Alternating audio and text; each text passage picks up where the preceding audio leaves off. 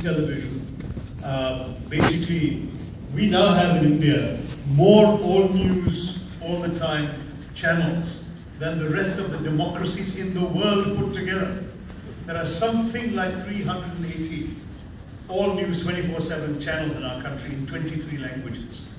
Which means, I mean, even in a tiny, relatively small state like Kerala, there are 13 all news channels. Okay? So I mean, basically wherever you go, there's some channel wanting to break your news.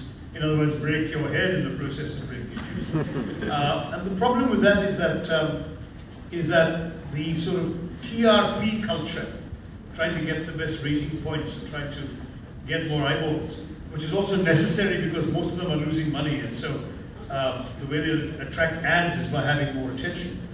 That has begun to dominate the nature of professional media coverage, the nature of, in fact I would call it unprofessional media coverage, because it's only what makes the headlines that matter, what actually gets people to watch that matters. It's no longer the old principles of journalism 101, you know, separating fact from fiction or speculation, separating rumor and hearsay from reportage, separating verifiable, provable, demonstrable information from sheer guesswork, speculation, or very often direct lies. All of it is all mixed up together and is all fair game on TV.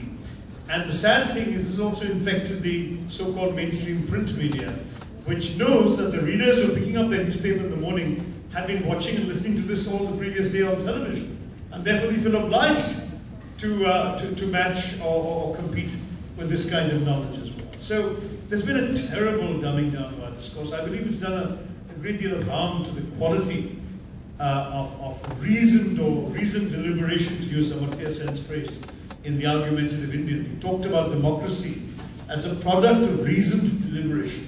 There's neither reason nor deliberation in our mass media today.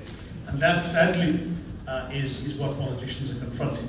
If I joined politics a generation ago, I would never have had to face this. Those were the days when people didn't interfere in people's personal lives. Politicians, we even had a prime minister who lived in a ménage à trois with a man and his wife for years, and no one actually reported it. It was commonly talked about in Delhi, but no one reported it. Today, everything in people's personal lives, including their personal tragedies, their divorces, their marriages, whatever, are all fair game for the gossip columns. And it's become, I believe, a very sad thing to put up with. So the disincentives for getting into politics are very high.